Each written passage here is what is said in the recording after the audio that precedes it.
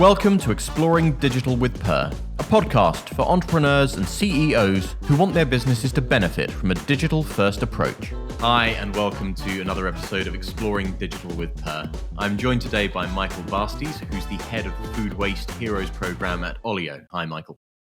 Hi, Nick. Lovely to have you on with us today. Do you want to kick us off by telling us first a little bit about Olio and then your part of the business, the Food Waste Heroes program? Absolutely, Nick. Thank you so much for having me today. So I look after the Food Waste Heroes program at Olio. Now, there are two ways of using the Olio app. It is a free food sharing app, and you can either use it as an individual who has surplus food sitting at home that they're not going to eat, for example, because they hoarded lots of rice and pasta before the lockdown and realized that can't eat it all.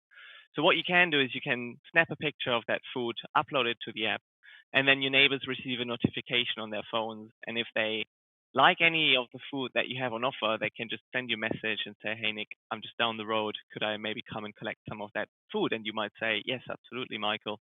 This is my address. See you at 6 p.m." There is another part of using Olio, which is going maybe a bit beyond just sharing household food, which is essentially helping a local food business become zero edible waste by collecting their surplus food on a regular basis. So there might be a bakery down the road that every day has excess food, and you can then register as a Olio Food Waste Hero, and you can sign up to collect from that bakery, say once a week, every Monday at 5 p.m. You would then go there, collect their surplus food, take the food home, and then share it with your neighbors from your home. So it's very, very similar to sharing your surplus food that you bought, just with a difference that it's coming from a business. Fantastic. So a really interesting space to be in the startup world right now because it's at the heart of food waste, which was already becoming a big topic of discussion. And then suddenly a pandemic hits and everyone's taking a huge interest in where their food is coming from, how much they have in stock and how long they can keep it for. And hopefully a longer term understanding about sourcing of food, sustainability of food, but also ensuring that people in society who are vulnerable ensure that have always got food on hand. Absolutely. And I think one of the things that we've seen is that given that we've all grown up in a world of abundance, we here in the Western world, especially in the UK, not saying that there aren't hungry people in the UK. Very unfortunately, there are actually 8 million people living in food poverty in the UK, of which only 1 million people went to see a food bank last year. But I think what happened during the coronavirus crisis is that people started valuing food much more when you cannot just pop to the shop and buy whatever you want because it's sold out. I think it does do something for us as humans. You know, we've grown up sharing food. We've grown up, or we've evolved. We evolved as a species, sourcing food as a matter of highest priority. I think that really does something to us, and that changes our view on the value of food. Incredible, yeah. So it must have been a bit of a roller coaster then at the start of the pandemic. I'm guessing, well, one a bit of a drop off whilst people really sort of got their own houses in order, uh, and then a huge crisis with restaurants shutting and having food masses of food and orders just going unfulfilled, and then this opportunity again as people start looking to the community and seeing what they can do. So what was that like as a business, and what was the experience, I guess, as a team? Well, roller coaster ride is I think an understatement. It's maybe a roller coaster ride during a thunderstorm while riding a tsunami wave. I think that is maybe more the better description. Picture the scene, Nick. So we have 2 million global users, 2 million users globally. Food sharing has taken place on our app in over 50 countries, and the focus is definitely the UK. This is where we have most monthly active users, a couple hundred thousands each month, who decide to share unwanted surplus food with their neighbors. So at the very heart of Olio is the community of people that choose to meet and choose to share. And then what happened is that, of course, there was this discussion going in the media: are we going to get a lockdown or not? What's going to happen? And then when at the I think it was 23rd of March or so when the lockdown was imposed, it kind of like completely crashed the activity on the Olio app in two ways. First, the individuals, they didn't want to meet strangers on their doorstep anymore. They thought, I'm not going to give away that bag of spinach. I'm not going to finish. It's just not worth it. The risk of contracting coronavirus from somebody that pops over to collect the food from me.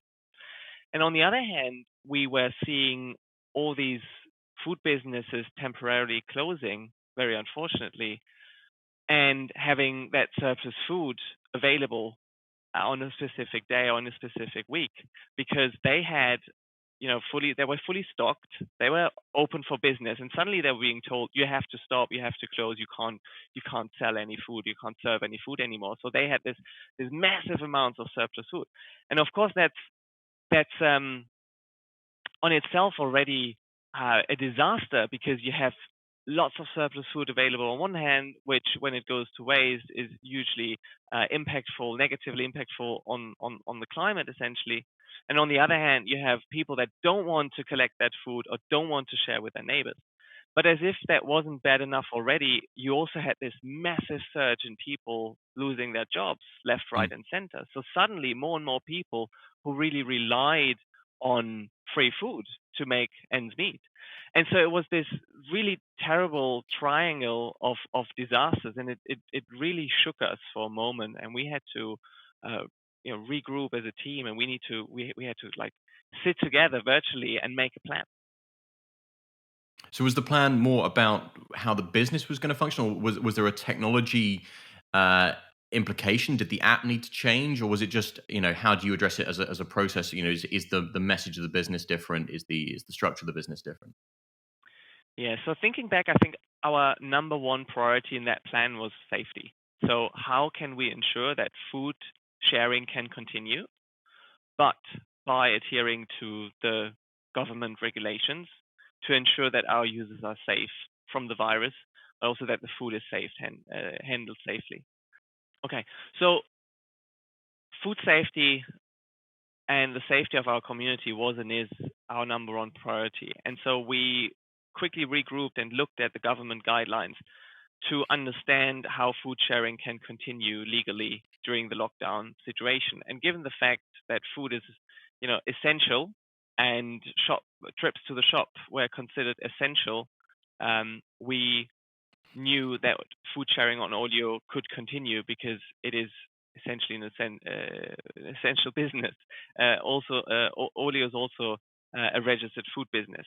And so what we did is um, from the government guidelines, we derived very clear Olio community guidelines that helped our users to share food safely. So to understand how can they collect the food safely, physical distancing rules, all that kind of stuff. How can they then distribute the food? So I'll try to share my screen with you, but very simple. Something that I found that I've seen on Instagram. So we instructed our food waste heroes that they may share the food via so-called no contact pickups Hmm. by simply leaving food in a box outside their home so that they can then it can then be picked up by whoever wanted to collect it. It's just one example of the things we did, and the feedback has been totally phenomenal. So here is a forum post on the Olio app by a user called Raima, and they're saying that they had the cutest pickup today. Not only was Beatrice an absolutely lovely person, but look how she gave me the items packaged so well and handwritten a note and cute flowers. Okay, so this is someone who collected surplus food from her and as a little thank you received that note. And there are many other examples that I can show you later, but these are just two examples of how our community pulled together during coronavirus. And after we had this massive dip in activity, what we could actually see, and I think the rules that we made clear helped us massively to increase that activity, is that everyone pulled together and started to want to help each other. And this was amazing to see. So where before people were scared and didn't want to meet strangers on their doorstep, now people actually realized, shoot, there are people out there who have to um, self-isolate, who cannot go outside, who might need food and other help. I am making myself available to help these people, and this is really how our app regain popularity, I would say, in um, early or mid-April. It's incredible. So when a community that has been created and fostered by a piece of technology really comes together and delivers in it, and it's in society's moment of need, that's a lovely story. It was really really great to see. Yeah, there's one more thing I want to share with you because I can't say it better than this person here. So Suzanne posted on our app, she said, "What a joy at a time when the world seems to imploding to be able to share things with neighbors, no matter their political learnings, socioeconomic background, skin color, gender, or any of the other things that seem to be dividing cities and countries right now. Olio is just a simple give and receive, benefiting both the giver and the receiver and spreading the little happiness. Thank you, everyone." I mean, that just makes me smile and, shiver a little bit. Well, that must be really lovely to see as a team, to see your hard work going into to people's happiness. So, out of interest, has the usage of the app, has that recovered to pre-COVID levels? Has it grown, or is what's happened since April? Yes, it absolutely has. In fact, we are way beyond our targets the second week in a row now, which is amazing to see. It seems that new people have discovered Olio during the lockdown, and those people continue to share Yeah. food and non-food items and the love. So has there been quite a bit of pressure then on your engineering team to help the product scale and to deal with just this growth in the platform, or was it the growth map was already there to support it? No, it was not. So we actually had one or two short outages in April due to increased requests Hmm. coming from the app and the community. And since that we're such a small team and we haven't hit this exponential growth quite yet. We're growing double digits, continuously, but it's not this galactic growth hockey stick curve, which is why we are scaling, or we were scaling our server capacity manually, and we were just slightly overwhelmed on two occasions where suddenly so many people wanted to use Olio. We've changed that now, and in the future our servers will scale um, automatically in relation to the usage. I guess it just goes to show that even if you can't foresee a scenario in which growth of a service will be exponential, you can never rule it out. It was definitely a challenge. Luckily, we were only down for, I think, 10, 15 minutes at a That's time, pretty good. and the Yeah. other one was even shorter. And that's also thanks to our tech team who is on it even on weekends. It actually happened on a Sunday, to fix these problems when they occur. It's one of those very pressurized engineering scenarios where if it's down, people literally aren't eating. So that's quite a bit of pressure on the tech team. So congrats to them. You mentioned earlier that Olio is a remote first business, really. So when was the last time you were all in person? I guess as a group. When did you last see most of your teammates? We have access to a co-working space in London. I think I last saw my team in mid mid March, must have been around the 10th or 12th of March. And I remember being slightly surprised to see so many of my team members in the office. And I remember an email I sent after speaking with some of my colleagues in person on that day. I sent an email to my team and I said, guys, I don't know what's going to happen, but I think the next 2, 3 weeks will be absolutely critical to the UK's trajectory when it comes to the effects of SARS-CoV-2. And I advise them to work from home when they can, especially given that we are a remote first company. Other than wanting to see your colleagues or having to meet in person or trying to avoid your flatmates, there isn't really a reason for them to come into the office. And so I advise them to not come in the office anymore. if they can work from home. And this is what they did, and that was, as I said, about 10 days or so before the lockdown. Yeah. No, I think we were in a similar situation. But as a a business that was remote first already, how do you think this is going to change your setup longer term? Do you think you'll be remote only? Do you think it will go back to being remote first? Is there a future where you'll regularly get together again, or It's has it funny changed the business so it, substantially? it's funny you ask that. To me, it feels a bit. I've been with Olio now since late summer 2015, so almost 5 years. And it felt a bit like we've been training for a situation like this to happen the last 4 years. Yeah. We have a very, very robust working culture, let's put it that way, where we rely heavily on technologies such as the usual communication uh, uh, portals and softwares that you use, but also video calls were just completely normal for us for years and years and years. And when we did meet, it was more because we preferred meeting in person. Half of the team is not based in London, so half of the team only meets remotely anyway. We Yeah. do do two away days per year, so where the whole team comes together in a location that we rent, and we have a couple of days, strategy and fun kind of thing, talking about the next plans. Very sadly, this got postponed twice now, and this is definitely something that's missing. But I'm sure we will continue to do this going forward. The way the coronavirus is changing us, or the ways of working together, I think that now we're forced not to meet in person.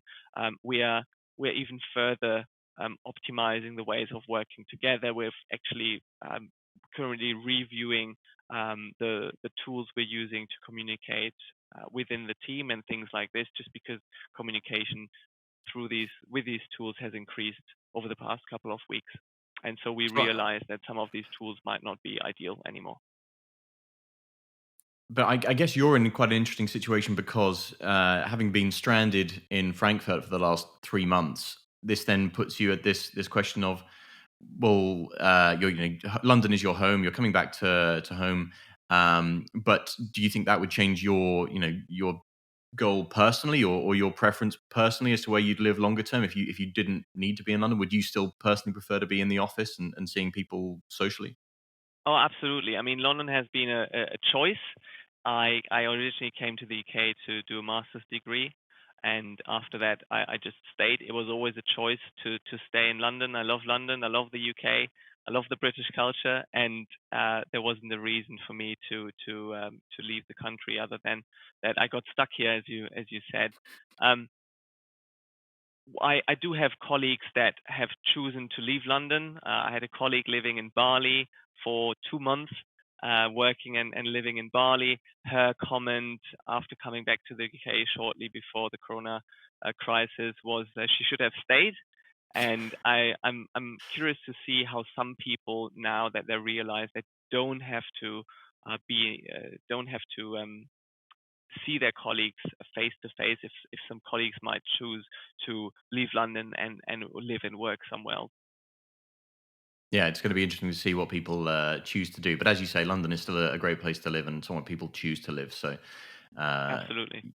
it'd be interesting to see how that changes. But as a business, I'm guessing looking forward for an uncertain, indeterminable period of time, there's still going to be a change, I guess, to the way people treat food, view food.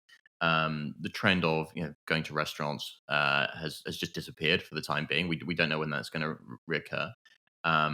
The availability of takeaway food is severely diminished.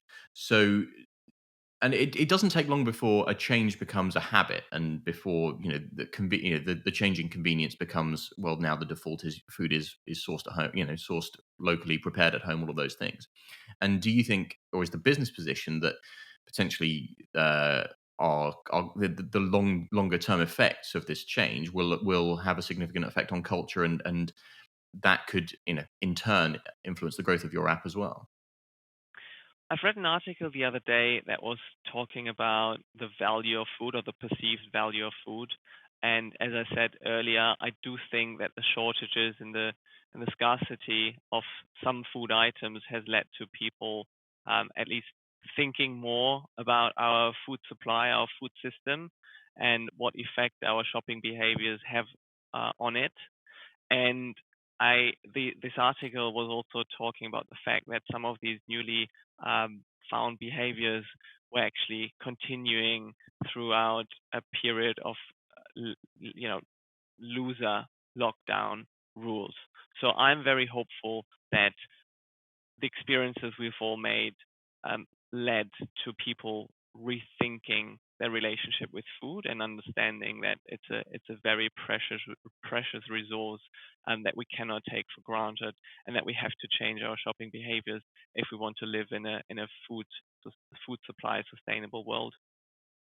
So with that in mind, with that potential shift, what can Olio do as a business or as a software platform? Are there changes that you're perceiving or planning to how the system operates, or is it just about scaling, or are there new features or functions that you think need to be made available? There actually is. This is a funny coincidence. We are releasing a new feature very, very soon. I'm not going to tell you how it's called because it's a bit of a secret still, but I'm going to share it with you. We realized that with millions of users, we have an opportunity to educate people in a fun and engaging way. So we want to be more than a food sharing network, even though this is ingrained in our DNA and it will never change. But we want to become more mainstream, and we want to educate people that are necessarily not so interested in the effects of our food system on the environment, and educate them through small challenges in the app. So where they can choose to do a certain challenge and, for example, do swap something in the household for a greener version, or like a more planet-friendly version of something. And so we want to, yeah, make it really fun and engaging to change your consumption or shopping behaviors to live a more planet-friendly life. Okay, that's a really exciting feature, and I'm looking forward It to is. finding out It what is it's super. called, as you say. It, it is super cool. It's a mix of Tinder and um, Instagram. Two great concepts blended. So, and what do you think the app or the platform is going to have because of its wider adoption? Do you think there's a wider opportunity for Olio to work more closely in conjunction with things like food banks across the country or around the world? Is it going to be trying to get more involved with existing elements of food redistribution as well? Absolutely. So I think what we haven't really talked about yet is who are the people that use Olio. So first and foremost, we are an app that tries to reduce the amount of food that is wasted in the home and in the high street. Okay, and we are secretly proud, or silently proud, not secretly, silently proud that along the way of achieving this mission, we are also helping people who cannot afford food or not afford certain types of food because they wouldn't consider that food as luxurious. And so we're helping lots and lots of people who use the Olio app because it just helps them with their budget. It helps them to make ends meet. We have countless stories and emails. There's actually a Twitter account called Olio Stories. You can check it out with lots of stories of how Olio has helped an individual. And we've heard of stories where single parents get in touch with us, being really, really, really grateful because they say thanks to Olio they were able to feed their children throughout the school holidays, for example. Otherwise, they would have not known how. And so there are plenty of other examples that are similar, but I think it is important that we don't discriminate here. Like, it doesn't matter who's using the app. What matters is that there are people who use the app, whatever their motivation is. And this is why it's equally important that we have people who give away food as well as who want the food, right? It's at the very heart of Olio, it's a marketplace, a two-sided marketplace. You have demand and you have supply. And my job to some extent is to ensure that there is a balance between the two. We don't need lots of people offering food and nobody who wants it, and vice versa. So likewise, you mentioned food banks. There are plenty of examples where the people who run food banks use Olio to either uh, get or distribute surplus food. So either source food for their clients, or also sometimes when they receive food that they cannot use for whatever reason, then they choose to distribute that surplus food via Olio. We're actually running a project right now where a colleague, his name is Mark, he's reaching out to hundreds of food banks all across the UK to ensure that they know about Olio, and we're offering them to send out flyers and posters that they can put up in their offices and hand out to their customers if they wish. Amazing. So if any listener here knows of a local food bank, do point them towards, was it Mark at Olio? Exactly. Mark at olioex.com is his email address. Fantastic. Well, I do hope that there's some, some wider good that Olio can help to contribute with.